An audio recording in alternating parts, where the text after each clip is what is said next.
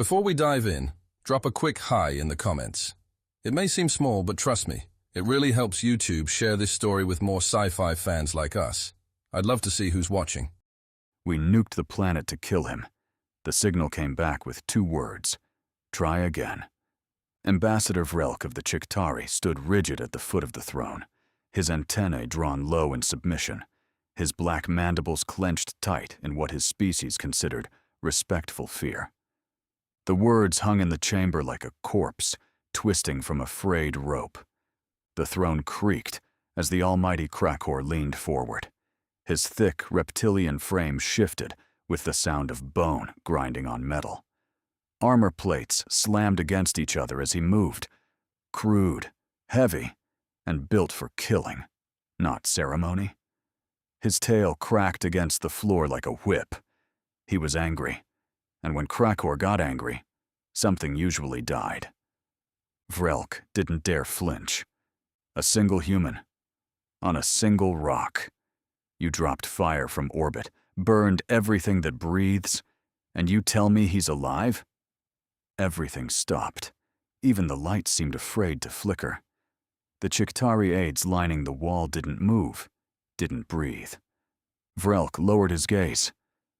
The strike was confirmed. A Class 8 nuclear payload deployed. Entire surface rendered uninhabitable. Radiation levels are still climbing. And yet, Kraken growled, leaning forward until his fang-lined jaw was inches from Vrelk's trembling face. He lives. We don't understand how, almighty Kraken. That, Kraken hissed, is because your kind does not understand anything without a caste to assign the blame to. Vrelk tried not to twitch. His lower set of arms remained stiff at his sides, though every nerve in his exoskeleton screamed to flee. It would be worse if he did. Kraken leaned back slowly, resting once more on his massive throne. Tell me, sub-creature, what of the underground? Did you check the tunnels? The caves? Or were you too busy reporting a kill that didn't happen? Vrelk hesitated. Kraken's eyes narrowed. You did not. My lord, we had no indication. You had no indication? Kraken roared, his voice crashing across the chamber like a shockwave. No warrior would assume death without seeing the corpse. No predator leaves the hunt because the prey went silent. The reptilian warlord stood to his full, towering height, claws flexing as he paced down the steps of his throne. Each impact echoed like artillery. Did you send the nitpicks? Vrelk's mandibles twitched. A bead of clear fluid oozed from a gland beneath his jaw. One of the aides rushed forward with a cloth and caught it just in time. Kraken hated the sight of fluid spilled on his floor. We had not yet deployed them. The initial strike was believed sufficient. Kraken stopped. The temperature in the room seemed to plummet. You believed? Vrelk nodded once. You believed a human would die because you asked him to. Another pause.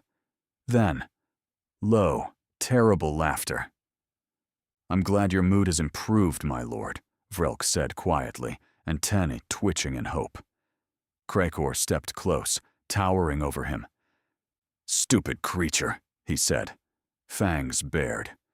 Your logic has no teeth, no instinct, no fury. Behind them, the massive double doors of the war chamber groaned open. A trembling communications drone scurried forward, clicking and buzzing as it bowed low. What is it? Kraken snapped. The drone's voice buzzed through its speaker. A transmission, Lord. Origin, scorched world. Coordinates match sector Theta 9. Vrelk blinked.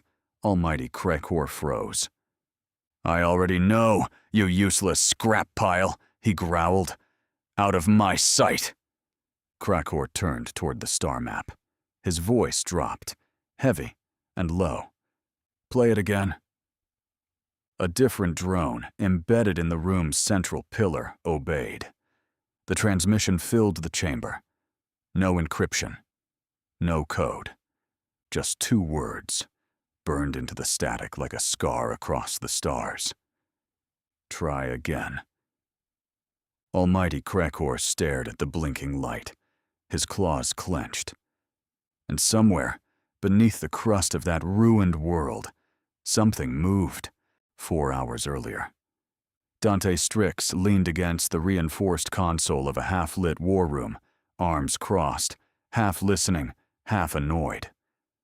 On the other end of the tactical table stood General Edward Montgomery, known across half the outer colonies as the Kraken. Not because he was elegant, or tentacled, or subtle, but because once he got sent into a sector, nothing crawled back out. The Kraken wasn't a man built for negotiation. He was built for demolition. And now he was giving Dante an errand. "You want me to go pick up rock data?" Dante asked, blinking slowly. "I'm flattered." "It's not rock," Montgomery said, tapping the console. "It's proto-alloy embedded in the crust, the kind nobody has except the Kraken. We want scans before they weaponize it." Dante cocked his head. "Still feels like a junior officer job. I'm Ares 9. You send me when you want someone dead in 5 minutes without leaving a footprint." The Kraken didn't blink. "That system's free sovereignty space. You know what that means." Dante sighed. Random alien turf wars, garbage pirates, smugglers, warlords, maybe a religious cult if I'm lucky. "Exactly," Kraken said. "Normal soldiers would freeze if things went sideways. I need someone who won't." There was a beat of silence. Then Dante gave a shrug and a crooked smile. "Fine. I'll go babysit your space dirt. Bring it back intact. No promises." He turned to leave, already hearing Shakira, his AI, booting up the ship's systems from across the hangar. Shakira was his co-pilot, and occasionally his therapist. She hated his singing. He hated her warnings. It was a functional relationship. The Gravedigger wasn't a pretty ship, but it was his. Matte black hull, illegal plasma turrets, no insignias, built like a bar fight in vacuum. Dante climbed into the cockpit, flicked switches, and was immediately greeted with the soft hum of Earth's ancient music. Shakira's voice, the singer, not the ship, echoed in the cabin. "Whenever, wherever, we're meant to be together." "Really? Shakira again?" "You wound me," Dante said, keying in the jump coordinates. "This is classic. This is history. And that's where you got your name from. This is off-key torture. Your singing is murdering music that's already 1,000 years old." Dante grinned and continued singing anyway. "Badly. If you hit that chorus, I swear on my core I'll blow the airlock." The threat lingered, but it was too late. The Gravedigger hit FTL like an arrow punching through its target. Hours later, they arrived. The planet had no official owner, but ever since the almighty Kraken enslaved the Chictari, it was his by domination, not law. Dante's boots hit the surface with a hard crunch. The atmosphere was thin but breathable. Broken rock stretched for miles under red dust and ancient scars. Old Chictari mining shafts still ran beneath the surface, abandoned but intact. The shaft was colder than expected. Alloy walls lined with dust, rusted consoles half swallowed by time. Dante swept his light across a wall map etched into metal, a full layout of the tunnels. Jackpot. He found 3 sealed service doors and a broken power node crusted in fossilized mold. Junk to most. But to Dante, potential. He started dragging equipment into the main chamber, already sorting what he could fix, repurpose, or weaponize. Spare wiring, panel access codes, forgotten tools, all still buried in the dark, just waiting for hands like his. People thought he was just a killer.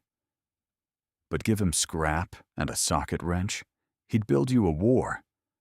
Once the room was secure and the gear was stacked, he got to work. No drama. No shots fired, just a soldier running a clean extraction. Seismic scans, core readings, structural imaging, everything the brass wanted. He uploaded the data to Shakira in under 2 hours. "Alloys confirmed," she said. "Uploading to command." Dante dusted off his gloves. Well, that was anticlimactic. You say that like it's a bad thing. He didn't answer. He was already climbing back to orbit. He was just reaching for the music controls when Shakira spoke. "Contact," she said. "Emergency FTL exit. 20 clicks out. Civilian signature. Medical ship." Dante looked up from his coffee pouch. Medical? Something forced them out of jump. Another ping. Multiple inbound hostiles, pirate signatures, one ship, registry matches, crazy bastards. Dante's face twisted. Oh, them. He was already flipping toggles, weapons priming, shields humming. The skirmish was fast, violent, and one-sided. The crazy bastards were infamous, a loosely organized gang of psychos who didn't care who they stole from, as long as it was bleeding. Their single vessel, a retrofitted corvette, was hammering the medical ship's flank, trying to disable life support. Dante dropped in from above like a silent judgment. No warnings, no demands, just clean, brutal energy bursts into their rear engine pods.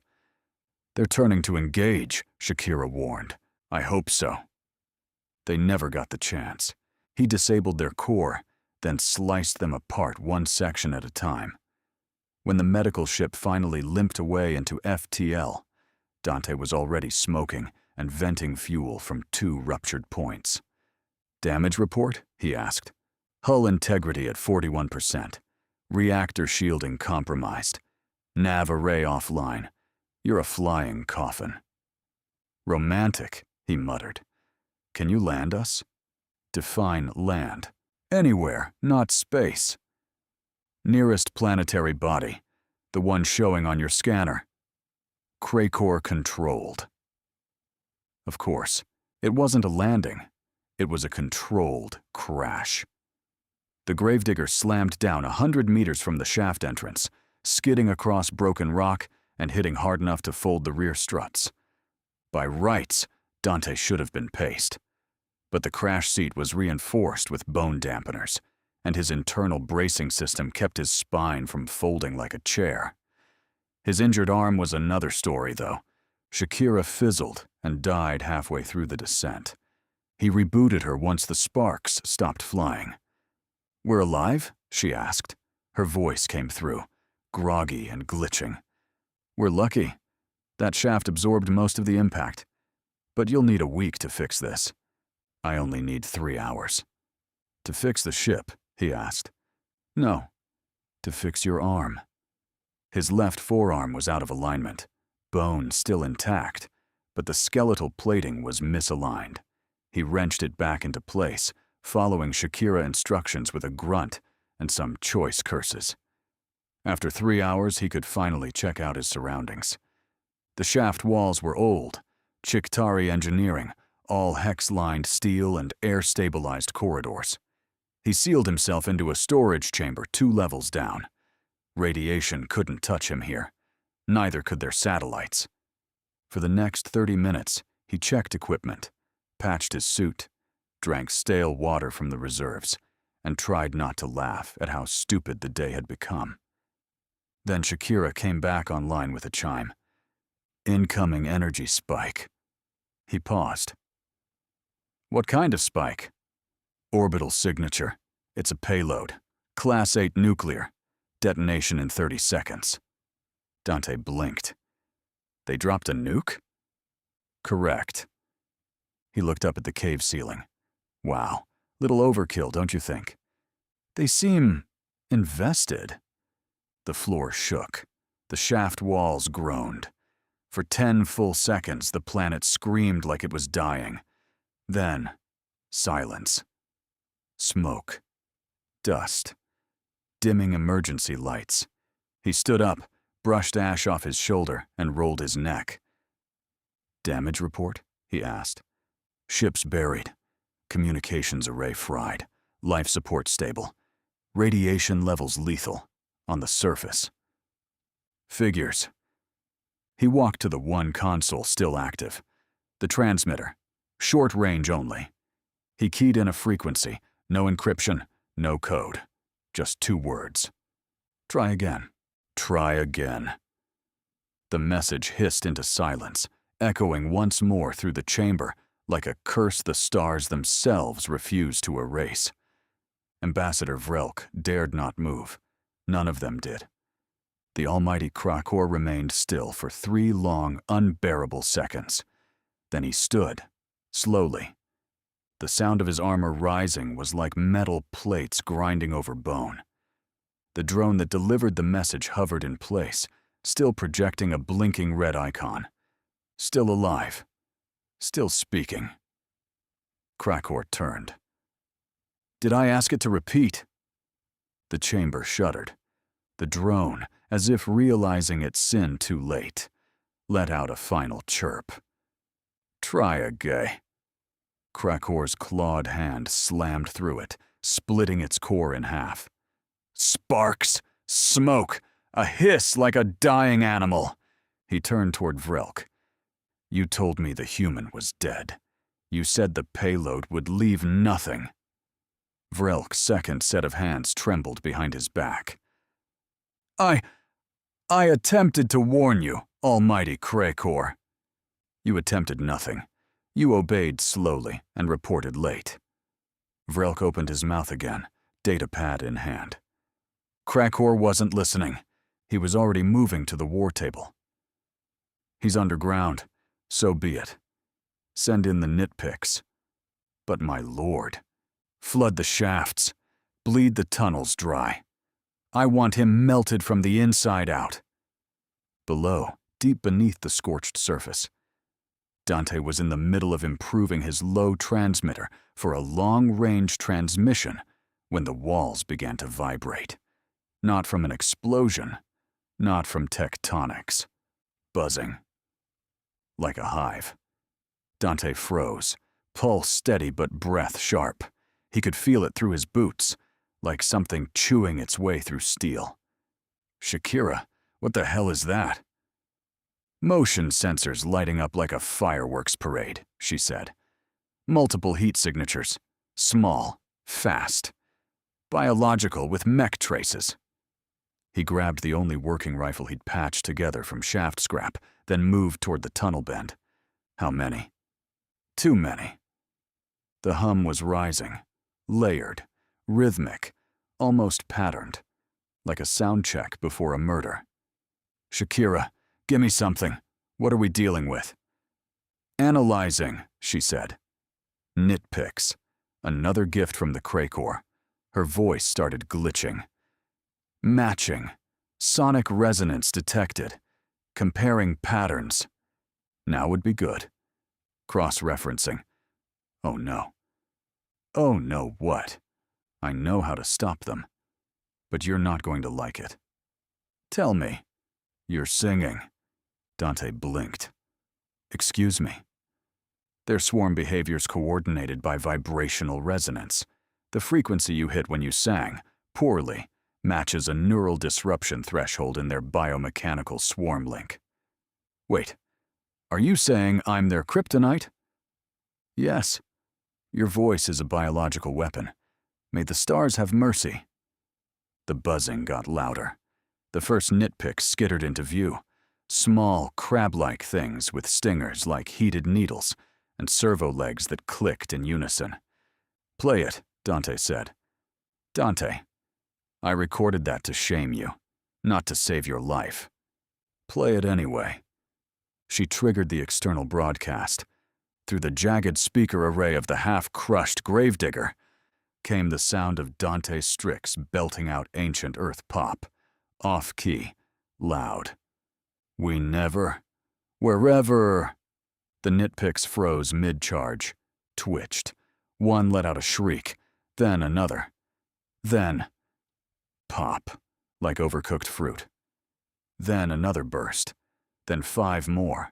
A cascade of exploding insects, writhing in sonic agony as Dante's tone-deaf assault filled the shaft. He watched, half-stunned. Shakira muted the playback with disgust. "Your voice just melted a genetically weaponized swarm, Dante. Told you I had range." In orbit, reports came in, and Kraken did not like what he heard. The war chamber reeked of ozone and humiliation. "Confirmed, my lord. All nitpicks neutralized. No survivors.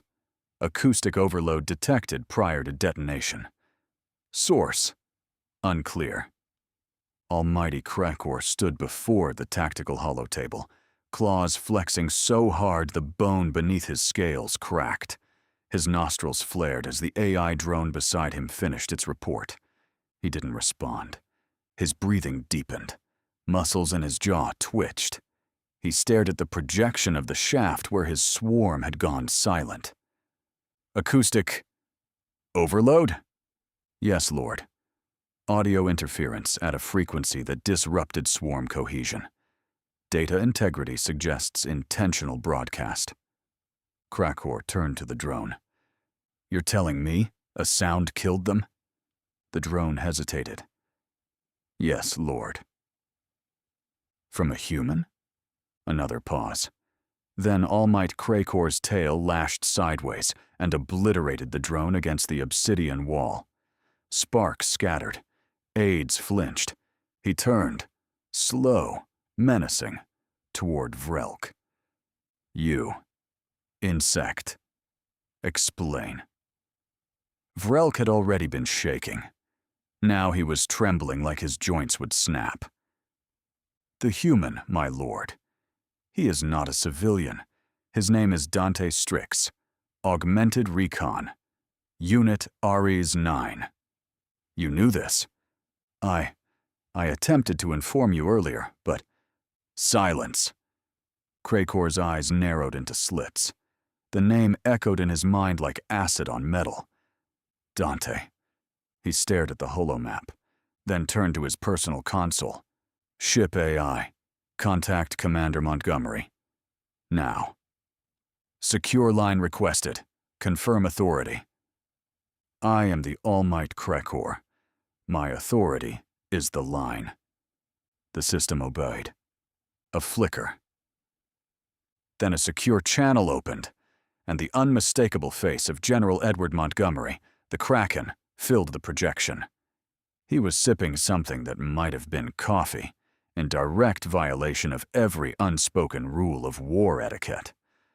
Well, Montgomery said, setting his mug down.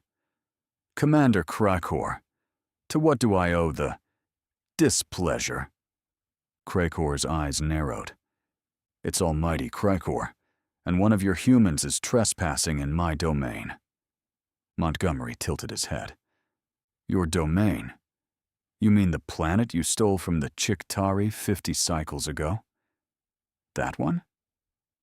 Your soldier destroyed my swarm. Must have been a bad swarm. He will surrender, or I will glass the entire surface." "Funny thing, Kraken." Montgomery leaned forward. "I heard you already tried. Besides, Dante doesn't surrender. And you can't glass what you already nuked and failed to kill." Kraken's mandibles clicked. "It's Almighty Kraken. You will retrieve your dog." "Already on the way." Montgomery's smile didn't reach his eyes. "And if you try to interfere, I'll show you what a real extinction-level event looks like." Silence pulsed across the line. "Commander Kraken," Montgomery added with a polite nod. "Unpleasure's been all mine." The feed cut. Kraken's claws dug into the console. He didn't scream. He didn't roar. He simply turned to Vrelk, eyes glowing. "You allowed a human fleet to approach my world. You allowed this infestation to spread. My lord, take the command of a fleet. Kill the human before he reaches orbit, and make sure that you obey my order before the Kraken appears." Orbit. 22 minutes after the Nitpick's defeat. Vrelk stood at the center of his fleet's command deck, mandibles tight with restraint. He'd arrived early, by order of the Almighty, with 3 cruisers and a full escort. 20 minutes had passed in orbit over the scorched planet. 20 minutes of doing nothing. Just waiting. Exactly what he knew Kraken would later call cowardice. But he wasn't about to start a war with the humans. Not today. The holosphere pulsed. "New contact," one of his bridge aides whispered. "Large formation. Human signature." A moment later, space rippled. The Kraken fleet arrived. 12 ships in formation, matte gray hulls, old Earth insignias faded by battle and blackened by plasma. And leading them, dead center in the formation, was the flagship, UEV Kraken. A brute of a ship, ugly, slow, unstoppable. Vrelk's antennae lowered as the encrypted hail arrived. He accepted it instantly. The holoprojector activated, and General Edward Montgomery appeared, calm, focused, and just as terrifying in silence as in battle. "Ambassador Vrelk," Kraken said, his voice polite, almost soft. "I see you brought friends." "My orders were to intercept the human," Vrelk said, bowing slightly. "But I have. Not engaged." "Smart choice," Kraken replied. He tapped something off screen. "Sending down a pickup now. Let's keep things clean." Vrelk nodded once. "Understood. I will not interfere." Surface, 6 minutes later. A human gunship cut through the smoky sky, flying low over broken rock and scorched ground. It reached the collapsed shaft and set down hard, landing struts hissing as they hit the surface. Dante emerged from the underground hatch, dirty, tired, and still humming whatever Shakira had last cursed him for. The gunship's ramp lowered. A squad of med-engineers ran to assist, but he waved them off and carried Gravedigger's core processor himself. The black cube pulsed with faint blue light. "She's heavy," Dante muttered, "but she screams in 3 languages. Be gentle." The team loaded the AI into the gunship's core housing. Dante stepped inside, gave the shaft one last look. Then they lifted off. Orbit. Moments later. The gunship rejoined the fleet without resistance. Vrelk hadn't moved. His own bridge officers glanced at him, some expecting retaliation. He gave none. Instead, he requested a direct line to the Kraken. Montgomery appeared again, now aboard his flagship, standing beside Dante. Dante gave Vrelk a curious glance. "That's the bug who didn't shoot us?" "The very one," Kraken replied. Vrelk bowed again. "Commander Montgomery, Sergeant Dante Stryx, congratulations on surviving the nitpicks. And thank you." Dante blinked. "For what?" "Those biomechanical swarms. They were the reason my people lost our war. We could never stop them. Not with fire, not with logic. But you did, in your way." He looked down, voice low. Dante offered the slightest smirk. "Glad my voice was finally good for something." Kraken cut in. "Vrelk, you were given orders to kill him. Why didn't you?" "Because, Commander, it would have been a war, and I have no more strength for that. It's time to let it go." Kraken didn't respond. He ended the call. After the humans left, Vrelk stood before a holoscreen in a darkened chamber aboard his returning ship for a few minutes. Then he requested a connection with the almighty Kraken. The warlord's eyes glowed, his eyes narrowed. "The human escaped. The way I see you, you let them take him. You defied my orders." "I followed my instinct, my lord. The Kraken came ready to kill. A battle would have cost us much."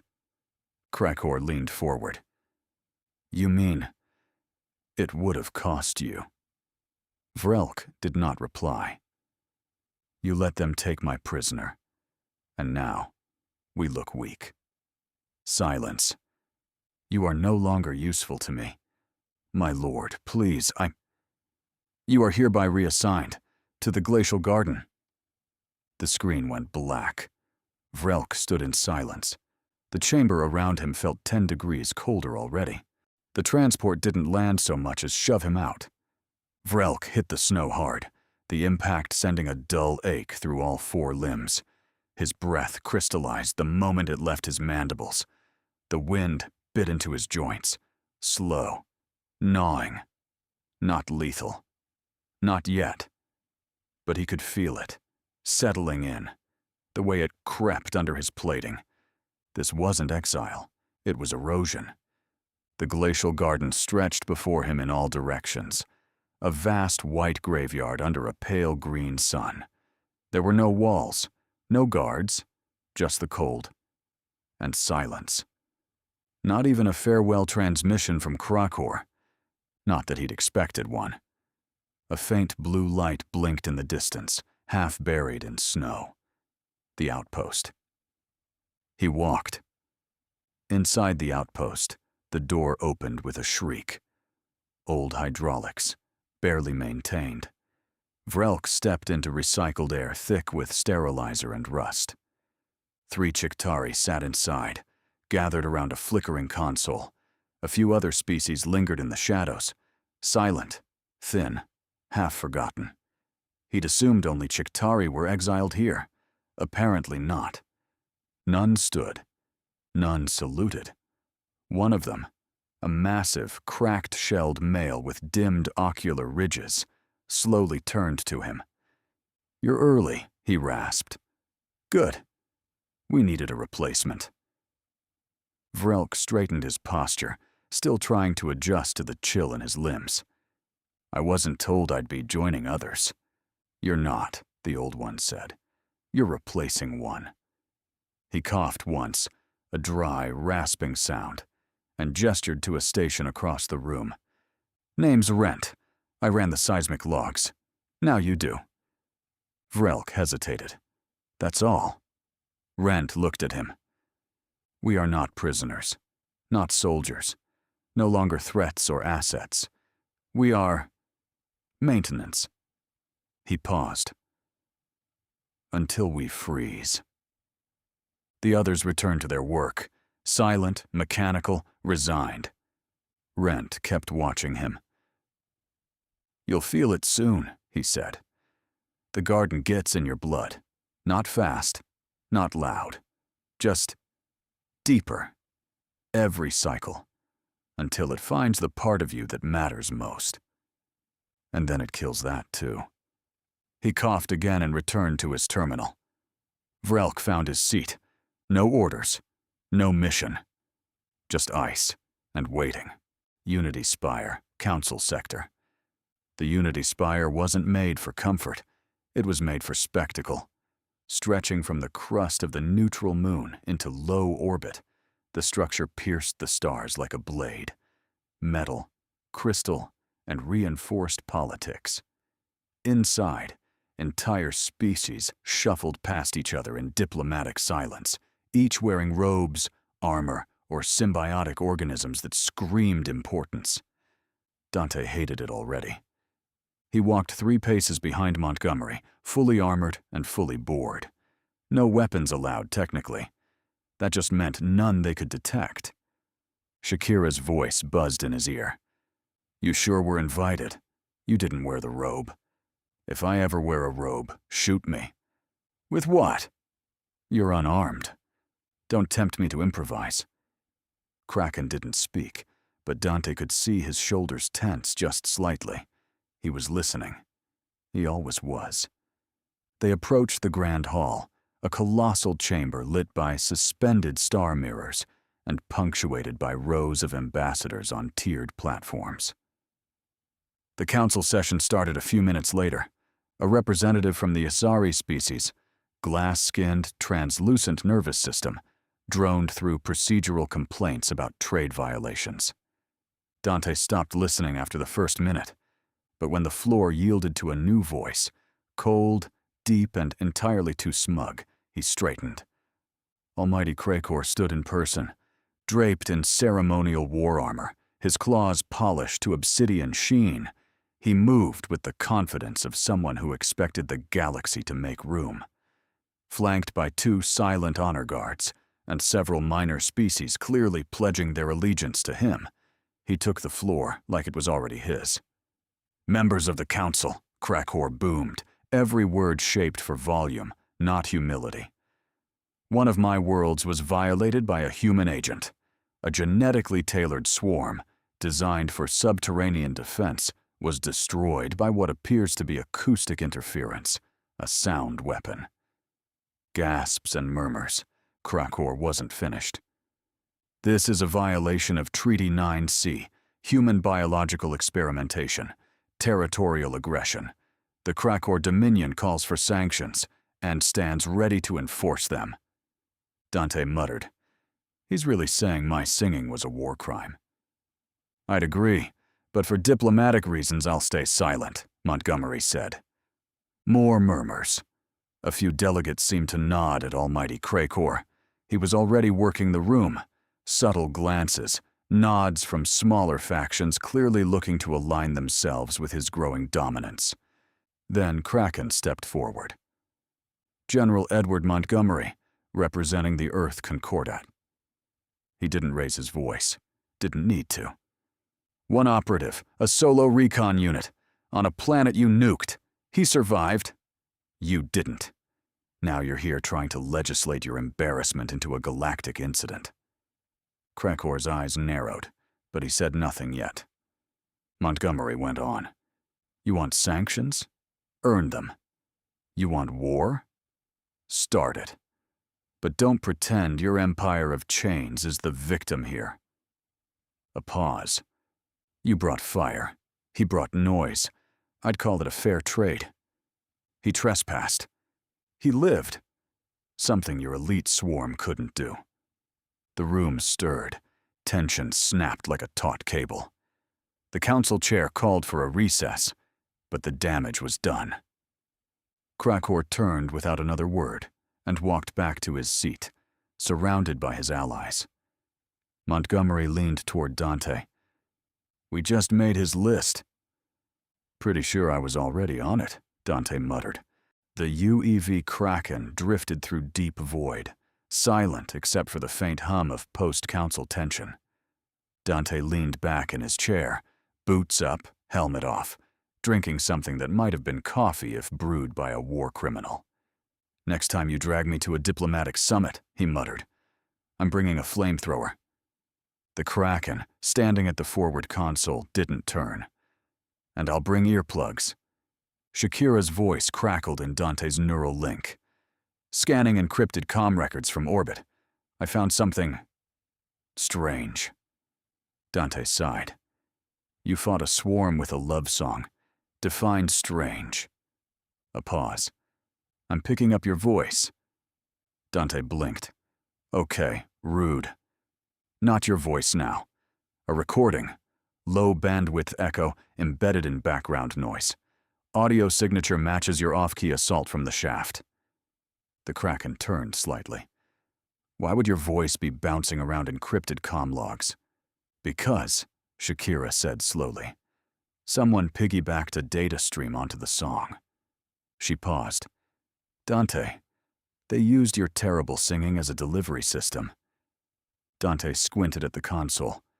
"Wait, you're saying I'm a secret weapon and a data courier?"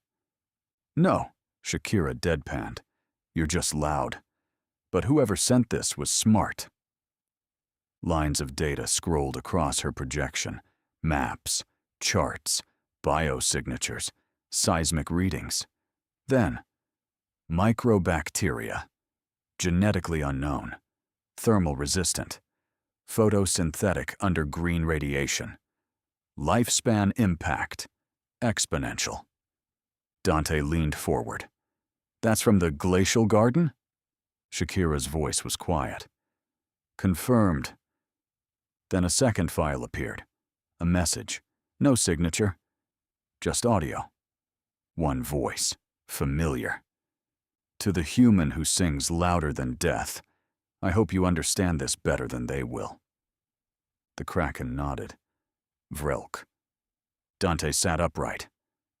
He sent us the damn cure to dying? No, Shakira said. He sent us the reason Almighty Kraken can't have this planet. A silence passed. Then the Kraken turned to the ops console. Prep a recon team. Get me a scientist who can operate in sub-zero deep range. Black level protocol. Dante stood. Guess I'm going back to the freezer.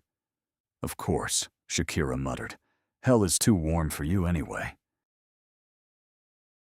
Word is your swarm of nitpicks was neutralized. The Kraeth diplomat let the sentence hang in the air, his slug-like body rippling with amusement. Rather spectacularly, I hear. Sonic resonance? From a human? Nobody spoke. Inside Krakor's floating citadel, orbiting a molten moon deep within his territory, the hall glowed with volcanic light. Obsidian tables stretched beneath crystal chandeliers forged from cooled magma, while servants moved through the gathering like shadows. The room held some of the most dangerous beings in 5 sectors, and every one of them was waiting to see how Almighty Kraken would react. Kraken stood at the center of it all, claws folded behind his back, tail twitching in a slow, deliberate rhythm. The air was thick with heat, pride, and the scent of blood in the water. The diplomat's smile widened. The insult had been carefully disguised. It was still an insult. Almighty Kraken didn't blink. The nitpicks can be remade. I created them once. I'll do it again. Another alien chuckled. Yes, but it appears the humans are learning. Your swarm didn't make a dent. That was enough. Kraken raised a single talon and beckoned. A drone glided from the shadows, skeletal, precise, its optics glowing blue. Find me a genome specialist, someone cleared to manipulate hybrid toxins and psychoreactive proteins. Tell them they have 2 hours to modify the nitpicks. Adapt the venom to the human genome. I want neural damage, hallucinations, madness before death. He paused. 2 hours. No more. The drone beeped. Confirmed. It vanished into the dark. Almighty Kraken finally turned toward his guests, voice like velvet over steel. The nitpicks failed because they killed too quickly. This time, they will unmake the mind first. I want their venom restructured, something that corrupts neurons. A beat. Then their flesh can melt. One of the guests shifted uncomfortably. Another smiled. The 2-hour timer began. The party continued. Food, alcohol, and women. The right combination to inebriate the senses of the foolish. Kraken knew that. He'd perfected it. The servers kept the goblets full, never letting a glass touch the table empty. The food was rich, spiced, and addictive, tailored to each species. And when the music started, the dancers entered. Dozens of them. Female specimens from conquered worlds, trained to obey, conditioned to please. They moved through the hall with precision, wrapping around guests like living perfume. Only the best for his allies. And while they laughed, fed, drank, and groped, Almighty Kraken watched. He sat at the head of the long stone table, untouched wine in his goblet, expression unreadable. He did not eat. He did not drink. He didn't glance at the dancers. He observed.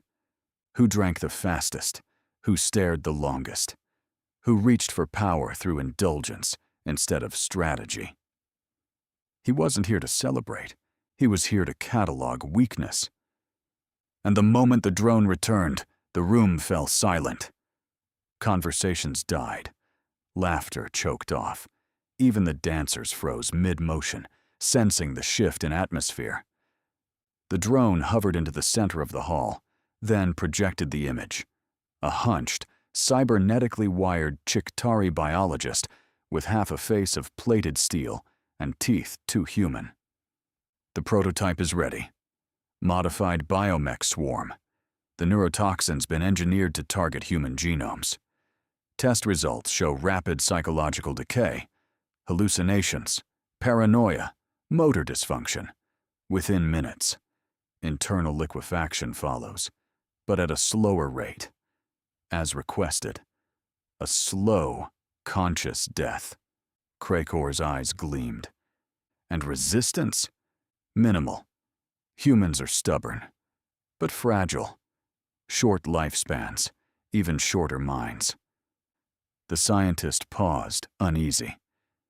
However, intercepted data from the glacial garden reveals an anomaly. Life extension. A bacteria strain feeding off the green star's spectrum. Possibly regenerative. Kraken's eyes narrowed. Explain. It's early, but the strain appears to slow tissue decay. Some organisms in the garden are surviving far beyond projected limits. Thriving, even, under conditions that should be lethal. You're saying the cold no longer kills? I'm saying something is adapting. Kraken's voice dropped to a growl. Reverse engineer it. Make it do the opposite. You wish to shorten the human lifespan further? I wish to weaponize it. Kraken, briefing chamber 09. The room was cold by human standards, intentionally. Dr. Lyra Vone preferred it that way. Said it helped the cultures think. No one was brave enough to ask if she meant bacterial or social. She sat perfectly still in her high-backed chair, hands folded over her knees, eyes half closed, like she was trying to remember the dream she just woke from. General Edward Montgomery, the Kraken, arms behind his back, watched her like she was a specimen under glass. Dr. Vone, he said slowly. You're aware this mission is highly classified? Yes, she said softly. Classified, compartmentalized, and critically time-sensitive. You wouldn't have summoned me otherwise? She blinked slowly. Also, the spores are mutating. This is the exact window to harvest clean data. The Kraken didn't flinch, but his eyes flicked toward the security feed showing Dante pacing outside the door. Dr. Vone continued, almost dreamily. The glacial garden isn't just a prison. It's a petri dish. Cold, hostile, unexamined. A frozen library. And someone is burning the books. Montgomery raised an eyebrow. You've read the reports, then. I wrote 5 of them. The door slid open. Dante stepped in, helmet under one arm, armored and slightly annoyed. Are we saving the galaxy yet? Or still whispering about bacteria? Charming, Montgomery muttered. Shakira's voice crackled in Dante's neural implant. Commander, apologies for the interruption. I'm patched in. Dr. Vone's eyes lit up. A neural AI interface. How fascinating. May I see the cranial mount? No, Dante said. You remind me of Trelawney, Shakira said flatly. Dr. Vone blinked. That's not my name. I'm Lyra Vone. Who is? Trelawney. A teacher. Divination. Very ancient school. You'd have liked her. Lyra Vone tilted her head, curious. Did she work with viral sequencing? No, Shakira said. She predicted the future while wearing 13 scarves. Oh, pity. I prefer microscopes. We're done with introductions, Montgomery interrupted. Here's the problem. The intel we pulled from Vrelk wasn't just a curiosity. That regenerative strain under the glacial garden? It's real. And now we have reason to believe the Kraken Dominion is already moving on it. Their science teams are already enhancing their biomech swarms, adapting venom for human neural systems, hallucinations, madness, slow death. He turned toward the projected map of the garden's surface. If they get their claws on this regenerative strain, Dr. Vone nodded. They'll flip it, turn regeneration into accelerated decay. Exactly. He looked to Dante. This isn't just about survival anymore. It's about getting there first. The Kraken turned to the console. Now for logistics. A projection bloomed in midair, showing the icy wasteland of the glacial garden, a green star pulsing low in the background. Kraken keeps orbital watch on the garden, he said. Satellites, heat mapping, AI flyovers. Nothing gets in without getting logged. Dante folded his arms. So, what's the trick? The Kraken pointed to a dim flicker on the map. This old thing. Dead recon satellite. Dark for 10 cycles. We'll fake a reactivation, then stage a crash. Cover story, Shakira said approvingly. Classic. Montgomery continued. We crash the satellite. Blame it on the garden's solar interference. The Dominion will assume it's a tech failure. During the retrieval window, we send in the team. That's Shakira and me? Dante asked. Not just you, Kraken said. Dr. Vone insisted on going herself. Dr. Vone beamed. Of course. The ice speaks differently to a scientist. Also, I have to touch the bacteria. Dante sighed. Weirdly, that makes sense. Shakira said dryly, compared to defeating a swarm with your voice, this is practically routine. Dr. Vone stepped forward and tapped the holomap. The solar flares from the green star are erratic. They disrupt navigation, screw with long-range scans, and create EM storms across the southern pole. She looked up, eyes wide with excitement. I call it Frozen Ghost Protocol. Shakira snorted. You named it? I name all my disasters in advance. Dante sighed. We drop through the storm, under cover of static, during the false retrieval op. And land undetected, Vone nodded. In theory. In theory, Dante repeated. Great. Montgomery zoomed in on the outpost logs. That's because we have one more problem. The only person on the surface who might have collected samples is Vrelk. Dante raised a brow. The bug? The loyal one, Shakira added. The one who spared you. Dr. Vone whispered. Oh, the exile. I read about him. He's dying. Dante looked up sharply. His species doesn't handle the cold, Montgomery explained. But he's fading faster than most, probably because of proximity to the anomaly. Maybe that's why he sent us the data, Shakira said. The Kraken nodded. If he has a pure sample, we need it. Find him. Dante sighed. So, drop in, avoid detection, find the bug, grab the goo, escape before Kraken notices we ever landed. And try not to get melted by madness venom while you're at it, Shakira added. Dr. Vone looked delighted. Isn't this wonderful? Dante stared at her. You really are Trelawney. Reclaimed satellite. Station Echo. Outer orbit. Glacial garden. The Gravedigger 2 hovered alongside the burned-out husk of an orbital satellite. Its outer plating torn open. Its comms gutted. It had been dead for 10 cycles. Today, it came alive again. Dante stood in the docking corridor of his ship, helmet under his arm, visor fogged slightly from the cold, seeping through the reinforced hull. Shakira's voice filled the silence. Link secure. Satellite ID transmitting false telemetry. Kraken's systems will see junk data for the next 20 minutes. He glanced at the cracked walls of Station Echo through the airlock window. It looks worse in person. So do you, Shakira replied sweetly. Don't forget the timer.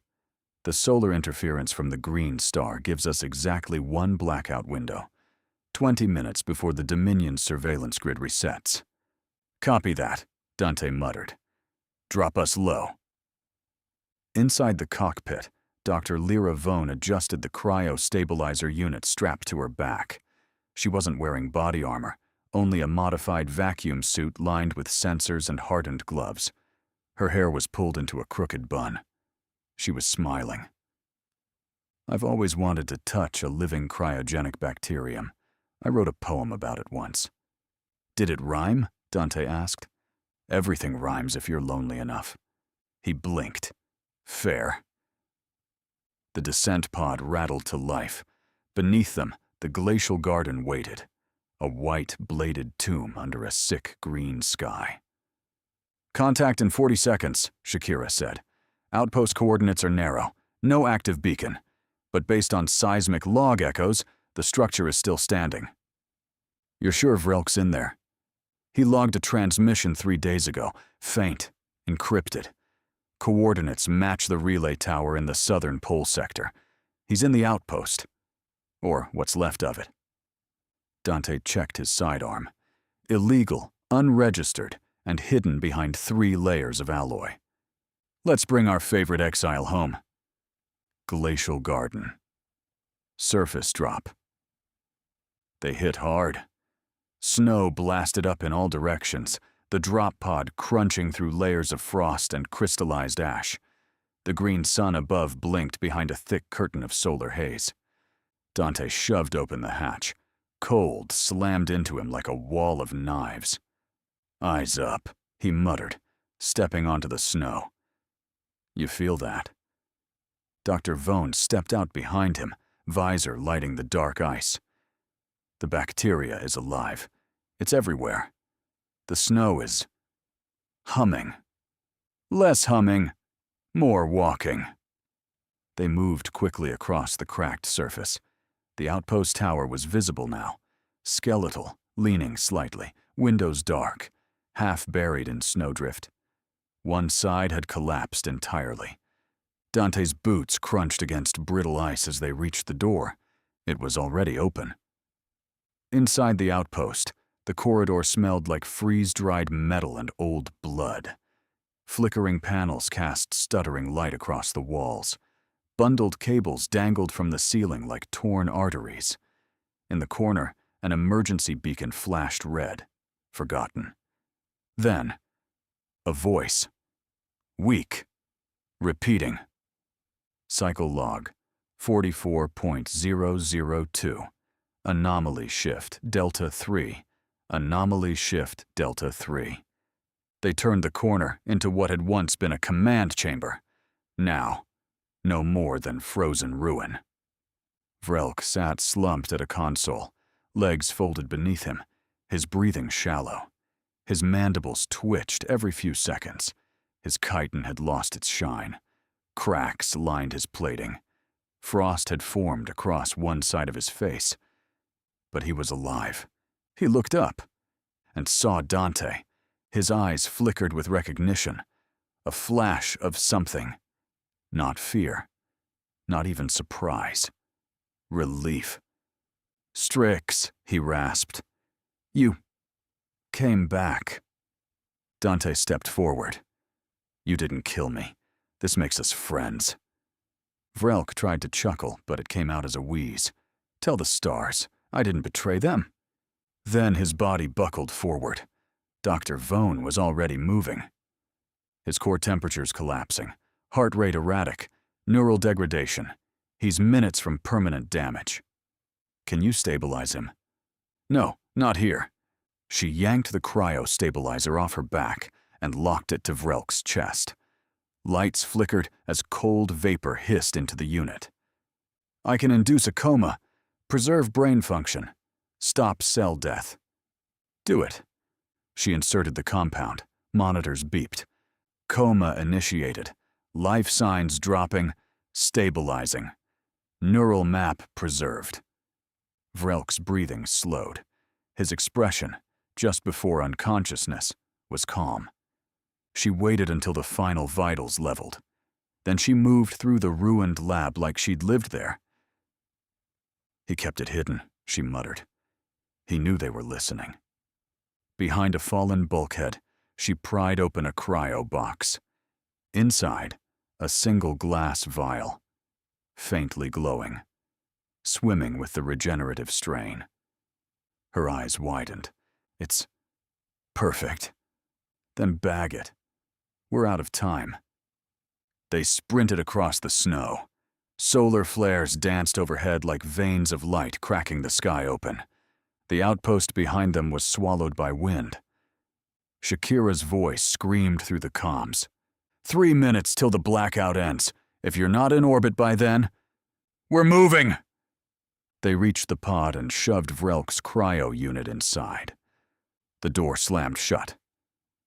The pod latched into the Gravedigger 2's belly with a hydraulic roar.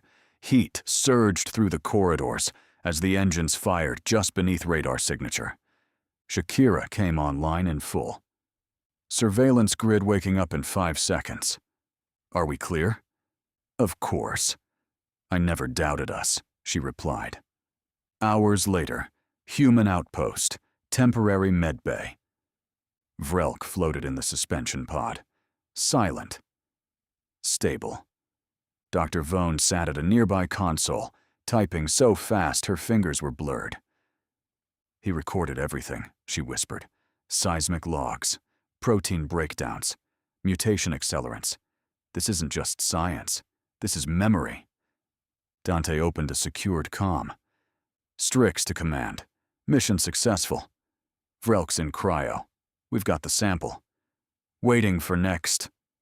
The response interrupted him. A new voice. This is Officer Eric Larson. Commander Montgomery is unavailable. Unavailable? Dante asked. Larson's voice dropped. He left 3 days ago, investigating Colony 8723. 3 million residents. Gone in less than 7 minutes. We have no contact. No trace. Silence. Shakira said what Dante didn't. We're not done. Dante turned toward Vrelk's chamber, eyes narrowing. Not even close. Colony 8723. 2 days after the massacre. The UEV Kraken descended through choking gray skies, its engines silent beneath layers of ash and cold static. There was no welcome, no signal beacon. The colony's transponders were melted into slag, its emergency channels long dead. General Montgomery stepped out alone, flanked only by 2 silent operatives and a forensics team. He wore full tactical gear, no medals, no markings, only a reinforced combat suit stained by prior missions. His visor swept across the wasteland in silence. Colony 8723 was gone. Ash covered everything. Not dust, not debris, but the compacted remnants of life. The outlines of once bustling buildings were now skeletal ruins. Burned-out vehicles littered the roadways, twisted and scorched. A child's toy, half melted, half fused to the pavement, lay beneath his boots. The team moved methodically, scanning collapsed structures and what remained of the settlement's infrastructure. They passed walls still smoldering at the base, their surface fused with personal belongings, wedding bands embedded in metal, clothes half incinerated mid-motion. A council-appointed scientist approached nervously, tablet in hand, voice low and cracking. Sir, we have preliminary data. The Kraken turned to face him. The man swallowed hard. Tissue scans from recovered bodies show neural collapse. No puncture wounds, no burns. But inside? Liquefaction. Targeted dissolution of the spinal column and brainstem. These people were alive. For minutes. But their minds were already gone. Another tech called over. Visuals coming through now, from a melted security node near the plaza. They crowded around the display, shaky footage, distorted. Then, a blur. Something skittered between 2 buildings, metallic glint, multi-legged, inhuman speed. The tech froze the frame. Montgomery leaned in. Nitpick, he muttered. The technician hesitated. Sir, I know who did this, Montgomery said. Behind him, the winds carried only silence. No survivors, no movement. Just the remains of 3 million lives, erased in 7 minutes. He stood in it and memorized it. Then he turned away. Back to the UEV Kraken. Back to war. The interior of the UEV Kraken was silent as a mausoleum. Montgomery didn't speak as he removed his armored coat, handed it to one of his aides, and stepped into the sealed comms chamber. The walls were smooth alloy, soundproof, shielded, scrubbed by AI every 90 seconds for intrusion signatures. In Montgomery's line of work, paranoia and survival had become difficult to tell apart. He keyed in a triple encrypted code, retinal and voice locked. The chamber lights dimmed. A beam of compressed light flickered, and a moment later, the hologram of High Counselor Lorea stabilized into view. She looked exactly as she always had, half of her hair bound in ceremonial braids, the other half left loose as a show of power and age. Her skin was wrinkled but unsoftened, like parchment hardened by fire. Her eyes were old and very, very awake. "General Montgomery," she said, "I expected your written report." "You'll want the visuals," he replied. The Kraken uploaded everything: autopsy logs, thermal damage overlays, still burning crater maps, biological residue scans, and finally, the footage. Slowed, stabilized, enhanced. The nitpick, or what used to be one. The creature blurred across the screen, sleeker, smaller, chitin darker, sharper. Still biomech, but altered, like it had evolved around a specific weakness. It skittered between two buildings in less than half a second, and then the feed cut to black. When the files ended, Lorea didn't speak. Not at first. She leaned forward slightly, examining the still image on the final frame.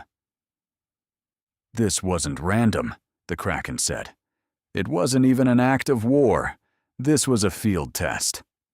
She tapped her fingers against the side of her chair. "Almighty Krakor sits on this council," she said. "Whatever else he may be, he is not a fool. He would never risk his position by using nitpicks against a fellow council member's colony in a way that could be traced back to him." Montgomery's voice was flat. "I believe he either lost control of something or gave control to someone worse." Silence again, but only for a moment. Then Lorea looked up, not at him, but just past him. "You're mistaken, Counselor Montgomery." The Kraken's eyes narrowed. Lorea lifted her chin slightly. "Because Counselor Krakor is here, in this building. He arrived earlier today requesting an emergency session." She paused. "And he just informed the council that one of his worlds was infiltrated. Sensitive genetic data was stolen. His labs were compromised." Montgomery's jaw tightened. Stolen by who? A flicker of something passed behind her eyes. Amusement or disdain. It was hard to say. "According to All Might Krakor, the crazy bastards did." Montgomery stared. "The pirates?" "Yes." She gave a tired sigh.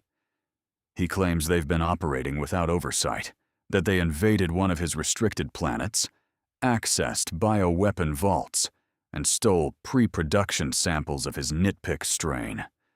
He's lying. He claims he has no responsibility for what's happened, and that if someone, anyone, used stolen Krakor DNA without understanding its design..." She met Montgomery's gaze directly. "Then he cannot be held accountable for their stupidity." Montgomery didn't blink. Of course Almighty Krakor had gotten there first. Of course he was playing innocent, crying theft instead of admitting escalation. He was rewriting the timeline, and if the council bought it... The Kraken ended the transmission without another word. He turned on his heel, stormed out of the comms chamber, and opened a priority channel. "Dante," he said, his voice low, controlled, ice hard. "Be there in 2 days." A pause.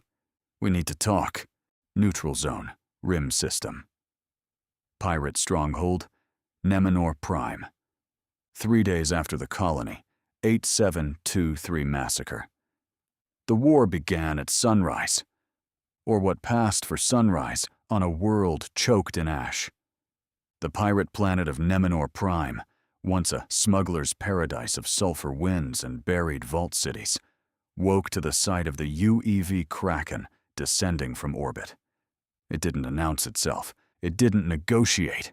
It cast a shadow wide enough to cover a continent, then opened fire. The atmosphere split open as ion cannons carved through the sky. Massive beams of calibrated plasma sliced across pirate defense lines. Missile pods bloomed in synchronized bursts, each one loaded with precision warheads designed to obliterate fortifications without collateral overreach. They weren't here to conquer. They were here to send a message. On the bridge of the UEV Kraken, General Edward Montgomery, also known as the Kraken, stood at the center of the command platform, his coat off, sleeves rolled up, jaw clenched like a steel lock. His ship was in full war mode. Torpedoes launched in rippling formation. Plasma arcs tore open hulls. Pirate flanks collapsed in seconds. Their firepower was disorganized. Their reaction times fractured. They'd expected a raid. They got a purge. "Status?" he snapped. "Shields holding. Target grid locked." "Surface resistance at 37% and falling," came the reply from his tactical officer. "They're scrambling fighters, disorganized." Shakira's voice buzzed in his neural comm implant. "Target Alpha trying to break formation. Engines charging. If you want him, now's the window." "Send him," Montgomery said. Below deck, a stealth drop pod launched. Inside, Dante Stryx. Ground. Sector Würzel. Pirate Undercity. The insertion was fast. Violent. Just the way Dante liked it. He hit the ground in a retro-shielded stealth pod dropped from high orbit under the cover of the barrage. The pod punched through layers of crumbling terrain and skidded to a halt 2 meters outside the target zone. Shakira's voice piped into his neural interface. "Welcome to the armpit of hell. Temperature, 42 degrees Celsius. Oxygen density, breathable if you enjoy dying slowly." Dante cracked his neck. "So a warm welcome." "Got it." He stepped into the chaos. Nemenor Prime's Undercity was in flames. The pirates, or what remained of them, were trying to regroup, but their systems were jammed, their surveillance blinded, and their leader was pinned in a bunker beneath the central vault. Varghast, one of the original founders of the Crazy Bastards, smuggler, cannibal, strategist, ghost, and now target. Dante moved like smoke, blending into the craters, slipping past broken barricades. He wore chameleon armor designed to bend around infrared and light curves. No signature, no presence. He was the knife in the dark. Shakira whispered, "Vault access in 3 meters. Triple biolock. Want me to flirt with their security?" No time. He knelt, pulled a small cylinder from his belt. Gravedigger tech. With a snap, it expanded into a neural tap. A hard interface spike jabbed into the access panel, lighting up with static blue. "Override in process," Shakira reported. Dante watched the readout climb. 67%, 81%, 94%. The door hissed open. Vault chamber, pirate stronghold, level Z. The stench hit first. Sweat, rot, oil.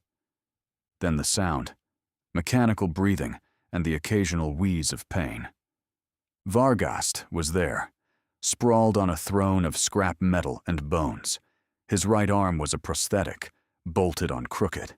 His skin peeled in places, radiation burns likely untreated. His eyes were red, not with rage, but with the slowness of too many years burned by the wrong choices. He looked up lazily. "You're not one of mine." Dante stepped forward. Nope, but I am taking you in. Vargast laughed, coughed. You think I haven't survived worse? Almighty Kraken sent you? Dante paused. Wrong guess. Then he fired a bolt directly into Vargast's prosthetic shoulder. The pirate screamed. Didn't say you had a choice. Dante dragged Vargast to his feet. The old pirate spat blood. You really think I'll talk? No, Dante said. I think you already did. UEV Kraken, Detention Cell 03. The ship was already back in high orbit. Vargast was strapped to a containment chair, intravenous truth agents running through his system. The Kraken stood across the room, silent. The pirate's breathing slowed. His eyes twitched. Why did you hit 8723? The Kraken asked, voice cold. Vargast laughed. We didn't? You expect me to believe that? We were told it was a Kraken vault. We figured it was a weapons dump. Old Kraken trash. No one said 3 million civvies were living there. You didn't scan it? We didn't know there were people there, all right. Probably heat-masked zone. Cloaked. We did a quick scan. The whole planet read as dead. And the nitpicks? You didn't deploy the nitpicks. No, he shouted. We didn't release anything. Those things were already there. Moving, small, fast. We thought they were Kraken's security measures. We got down there and saw it. People melting from the inside out. Screaming. We ran. Montgomery's jaw tensed. You were set up. Vargast nodded. We weren't supposed to survive the deployment either, were we? Silence. Who sent you? The Kraken asked. Vargast's eyes locked on his. Almighty Kraken. Directly. Sent the data. Said it was a target left over from the wars.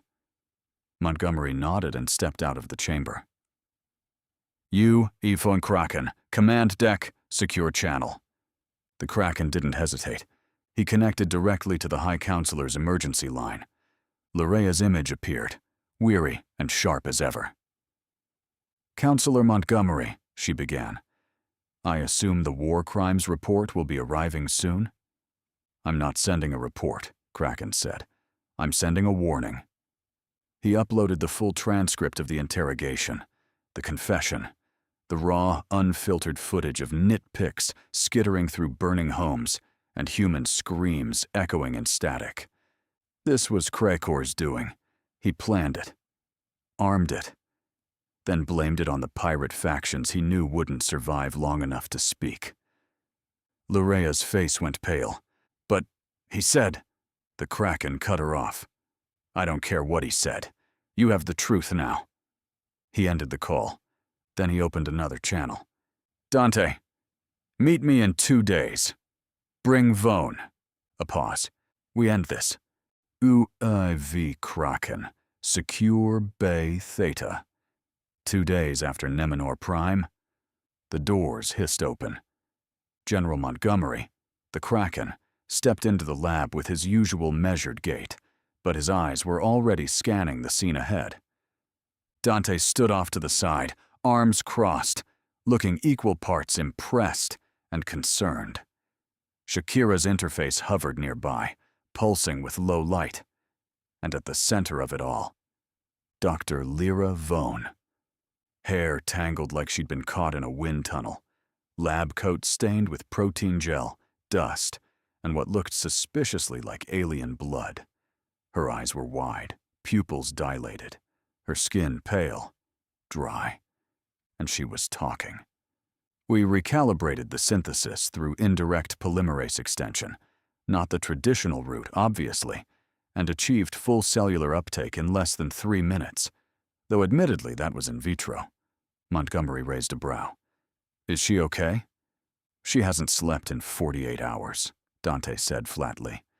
I'm not even sure she's blinked. Shakira added, she needs a haircut, a shower, and probably a sedative, in that order. Immediately. Dr. Lyra Vone didn't seem to hear any of it. She spun a hologram into the air, a 3D rendering of a nitpick swarm, jagged and wicked, surrounded by strands of modified Kraken genetic markers.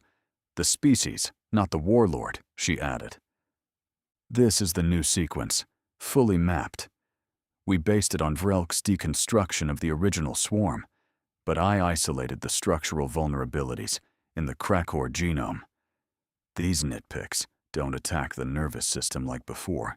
They attack the regenerative core. That part that heals, it gets reversed. She pointed to a highlighted region. This turns their cellular memory against itself, like giving a virus a map of your immune system and saying, "Please destroy me in alphabetical order." Montgomery squinted at her. "Glad you're back to life," he said, glancing at Vrelk. "Mind translating that?"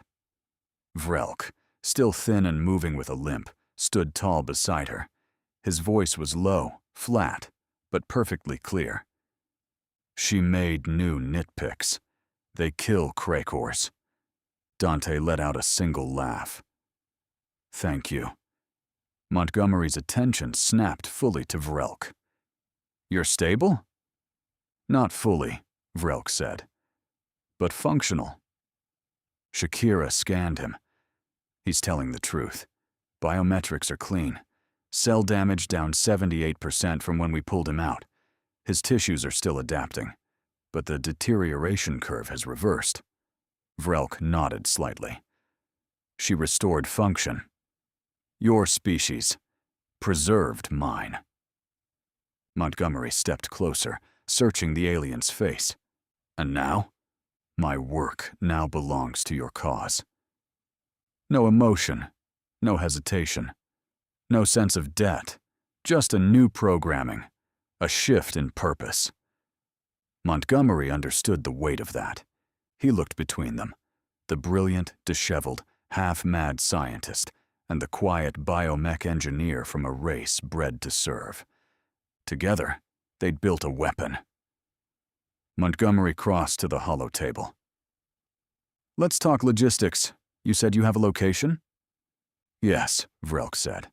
"Krakor's planetary residence, hidden beneath the ice crust of Gorax 9. Vaulted infrastructure, shielded emissions, seismic silent, but not invisible."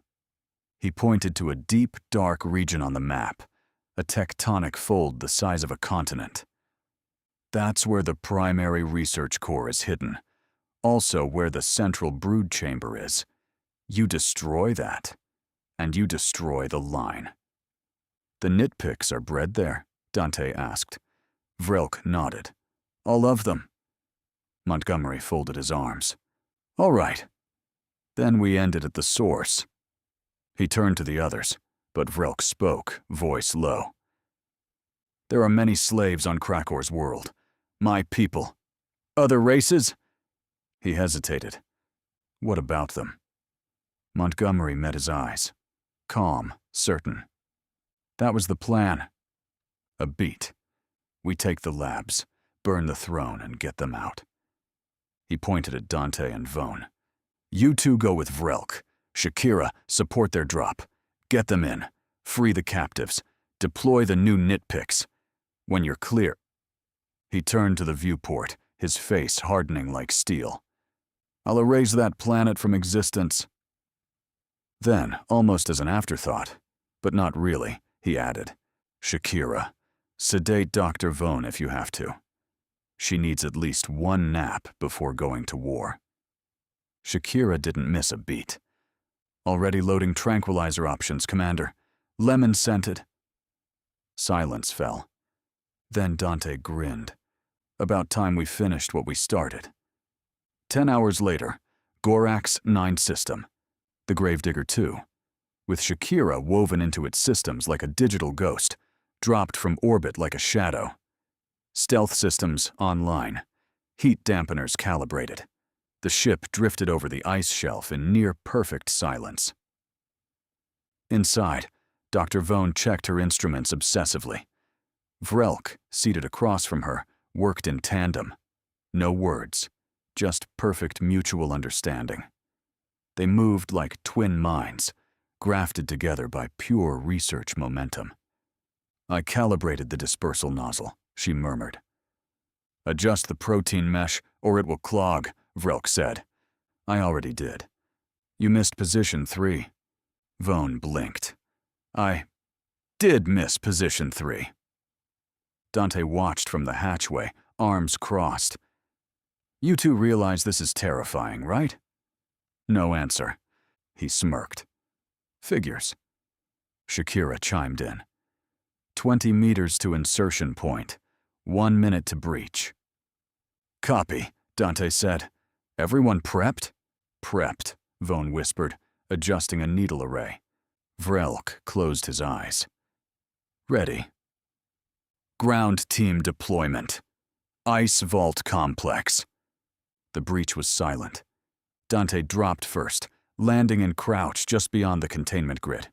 Vaughn followed, carefully protecting her dispersal kit. Vrelk landed last. Slower, more cautious, but steady. Inside the ice vaults, the world was pale green. Frozen corridors lined with cryo chambers, worker drones moving in hypnotic loops. Vrelk moved first. This way, he said. Dante kept his weapon ready, leading them deeper into the compound. They found the first group of captives, dozens of species, slaved to biological loops, spliced into machines, kept alive for labor and data testing. Vaughn gasped. They're being used like test mice. They are, Vrelk confirmed, but they can still be healed. They began unlocking the chambers. One by one, lives were pulled back from the brink. Then, the breach alarm sounded. Shakira's voice rang in Dante's comm. They know you're inside. Evac timer starts now. How long? 7 minutes. Orbit of Gorax 9.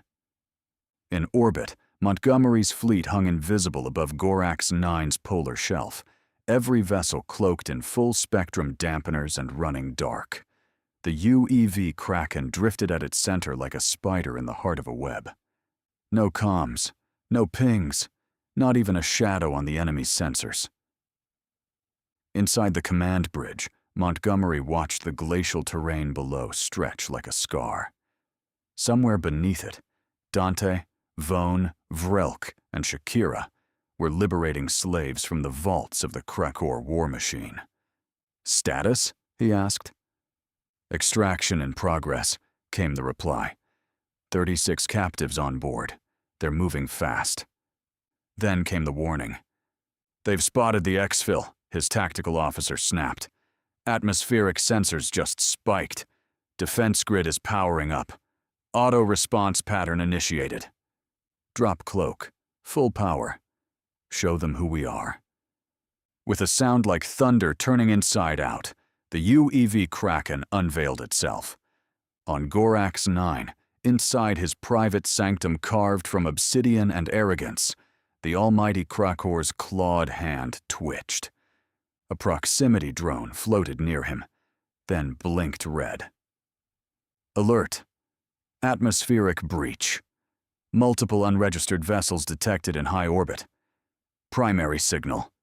Non-Kraken retrieval class craft. Coordinates. Polar sector. The almighty. Kraken hissed. He slammed his fist into the command pillar. Activate grid. Scramble all hunters. Burn them out of the sky. Alarms echoed through the fortress like metal screams. Gunports slid open across the planetary crust. Anti-air batteries came online with a deep, guttural hum, the kind that shook bones. Missiles armed. Gatling spires unfolded like mechanical arachnids. Up in orbit, Montgomery heard it all, and made his call. From the bridge, Montgomery locked eyes on the first Kraken patrol frigate, just cresting the ionosphere, its plasma cannons already priming. Target that one, he ordered. Confirmed. Designation: Talon-class hunter. Remove it. The UEV Kraken's forward railguns barked once, and the Talon-class patrol frigate disintegrated mid-burn, its shield unable to hold for even half a second. Missiles streaked past the bridge viewports as the first wave of Kraken interceptors closed in. The UEV Kraken spun on its axis and fired a blistering salvo from its dorsal ion bank, melting one attacker in a clean arc of blue fire. Meanwhile, the gravedigger, tucked low and silent beneath the ice shelf, slipped away unnoticed. Its stealth systems, still active, rode the gap in the defense grid now aimed fully upward. Inside the launch bay, Shakira's voice crackled. "All captives aboard. We're out." Montgomery never looked away from the viewport. "Good. Now, fire everything." Montgomery's voice dropped to something darker. "Release the new swarm. Let the Krakors learn what evolution feels like. In reverse." The floor trembled under Almighty Krakor's feet. He turned to the central display, the planetary defense grid map already glowing with red alerts. Fortress barrage systems engaging, outer perimeter collapsing under concentrated strike from human vessel. Losses, 31%. Escalating. Human vessel, Krakor snarled. And unknown biomech infestation detected. Strain origin. Human lab synthesis. Lethal to Krakor tissue. The almighty Krakor's claws clenched. His eyes flared. "What did you say?"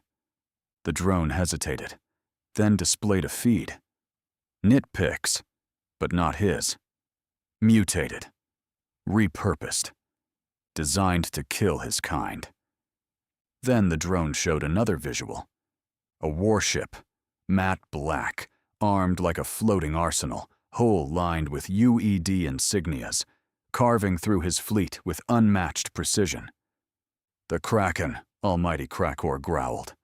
Another explosion rocked the mountain. One of his vaults. Gone. He slammed his claws into the control interface, opening direct neural command override.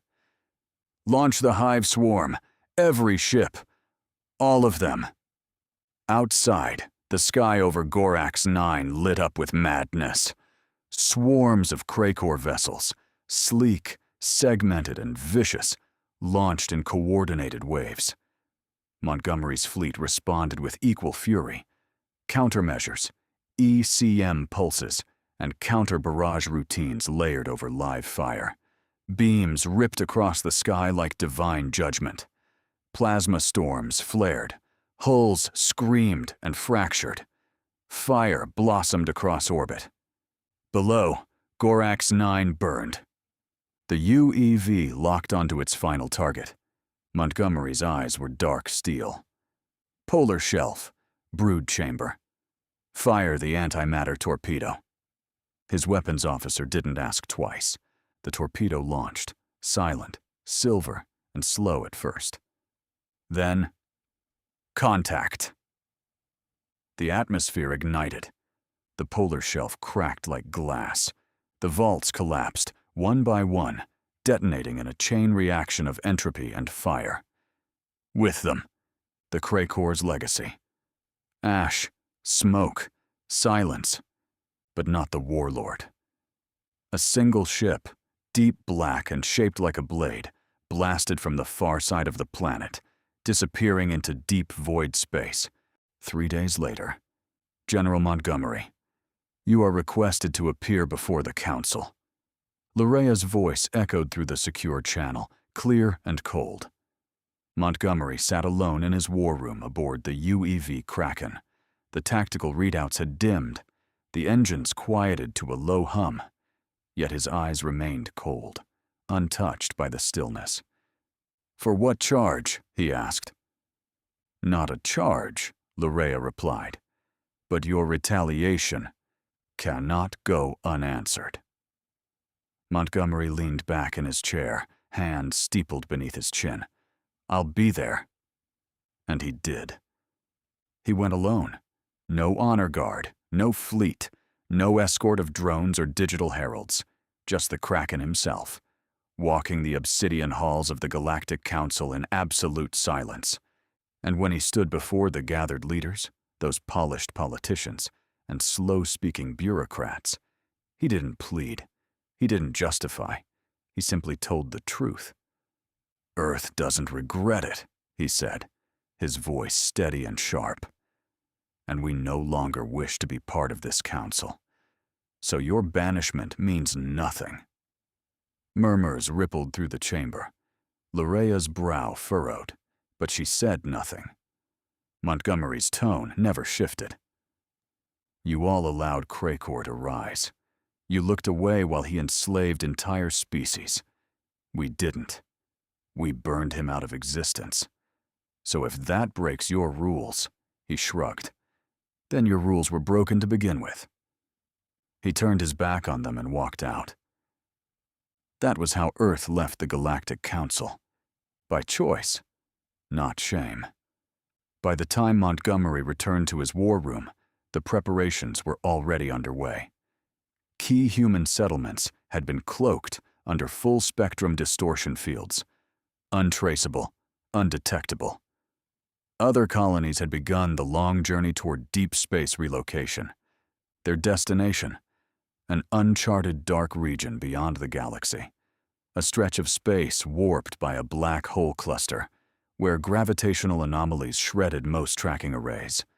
Inaccessible. Perfect. It was exile, but not punishment. It was strategy. Aboard the Kraken, Vrelk stood in the ship's biolab, flanked by members of his now liberated species. No longer bound by shackles or command codes, they moved with cautious freedom.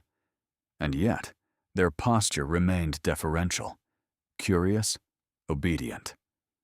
Montgomery entered quietly. Vrelk turned to face him. My people are not designed for self-governance, he said plainly. We were built to serve, not just the Kraken, anyone. We adapt to power, to protect it, to enable it. He placed one hand over his chest, an unfamiliar gesture, but one he had learned from the humans. You freed us. You preserved my life. You gave us purpose when we had none. So now, we offer what is in our nature. Montgomery gave a small nod. You don't owe us anything. We don't operate on debt, Vrelk replied, only function. Outside the viewport, the stars shifted. Human fleets were realigning, one system at a time, into the shadows. New laws, new sky, new future. In the Kraken's medical bay, Dr. Vone adjusted a series of injection protocols on a new strain of regenerative bacteria.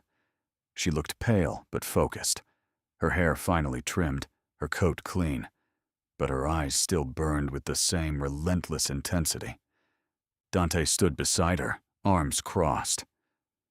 You've been quiet. What's cooking in that skull of yours? She didn't even look at him. I've resequenced the regenerative loops, stabilized the telomerase chains. You don't understand what that means yet. Dante smirked. Try me.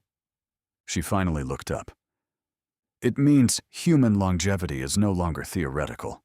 I can extend the natural lifespan, not by years, by centuries. Dante blinked. Define centuries. 1, she said. To start. She tapped a command into the console. The screen glowed. Attention, humanity, she said softly. Your lifespan has been increased to 1,000 years. What? Dante and Shakira blurted at once. While humanity was dealing with exile and the good news of increase in their lifespan on a forgotten pirate moon, Varghast, the last warlord of the crazy bastards, sat in a rented bar, drinking recycled alcohol through a cracked straw. No cuffs. No prison. He was alive because the Kraken let him walk. You're lucky, Montgomery had told him, back in that cold detention cell. You gave me the truth when I needed it. Varghast had chuckled. That was survival, not honesty. Montgomery had smiled, just slightly. Same thing some days.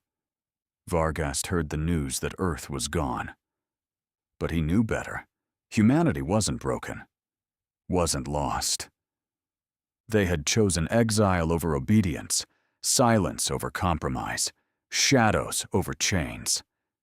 And as the stars swallowed the last of their fleeing vessels, one truth burned brighter than any war. You don't banish the Kraken, you awaken it. And it never goes back to sleep. Hey there, space human. I'm really curious about your thoughts on this video. Drop a quick comment and let me know what's on your mind. Or just say hi if you prefer.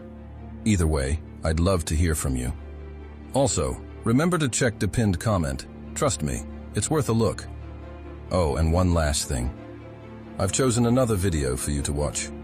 Just click the card here, or here if you want the whole playlist. See you there.